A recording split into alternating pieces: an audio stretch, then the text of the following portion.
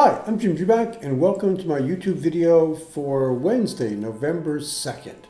It's World Series time. I'm a Phillies fan in this series. I've been a Phillies fan since in the 60s. I became a Phillies fan in 1964, just in time to catch the Great Collapse.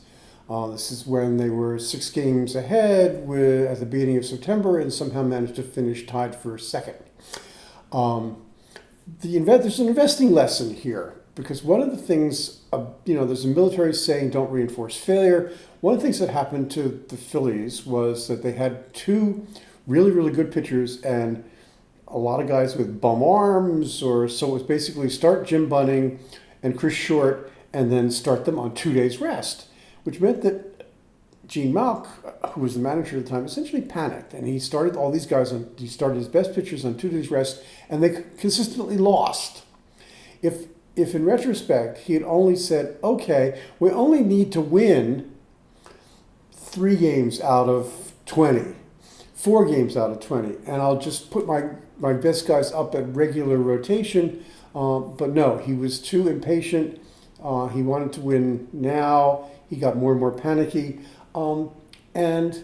Basically the lesson I think you draw from the Phillies is you take your losses and you plan to recoup on the long term. It's something to keep in mind as we go into what I think is another leg of the bear market in January. But right now we've got a rally, which is what we're going to talk about today.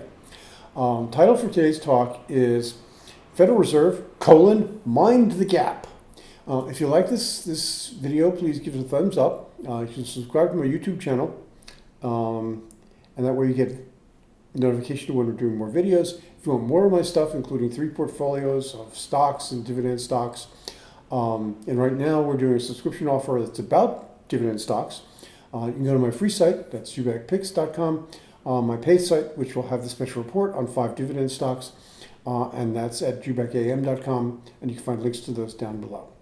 Okay, so today is Fed Day. The Fed is going to come out and issue its sort of like groundhog.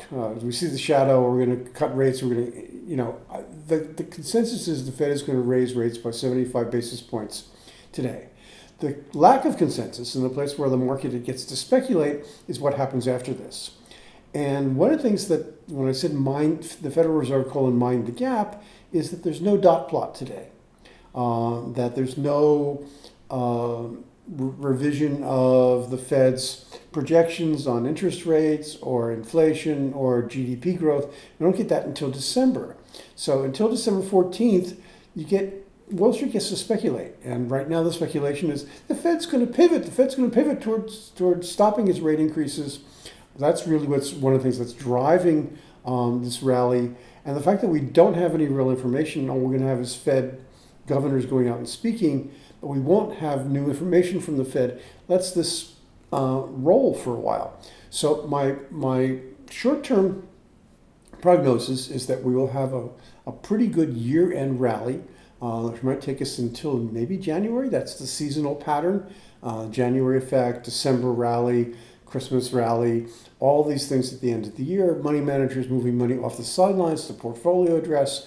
And the rally itself gets to kind of reinforcing because, hey, if you've had a bad year, which many portfolio managers have had, you don't want to miss the rally. So if there's any signs that the rally is going to happen, you put money in. So I think we've got a strong chance for a rally after that. The problem, of course, is that I think that the idea of a quick Fed pivot because interest rates are going to start coming down because inflation is under control, it's just speculative, nonsense. Not going to happen. Isn't going to happen. And it means that in January, when we still are looking at 6 and 7% inflation and the Fed still not having it under control, the market is going to go, maybe not. And I think we get another down leg in the bear. So be patient. Don't panic like Gene Mauch. Don't have to pitch Jim Bunning and Chris Short every day. Just take the rally. Don't get overcommitted. I wouldn't put new money in at this point and wait for the next leg in the bear and the bottom sometime in 23 or 24. So Thanks for watching. If you like this video, please give it a thumbs up. You can subscribe to my YouTube channel. That way you get notification of when we do the next one. If you want to see more of my stuff, including 3 portfolios, you can go to my free site. That's jubekpicks.com. My paid site, jubekam.com, has 6 portfolios, including some ETFs and some reverse ETFs for managing your money in a bear. Thanks very much for watching.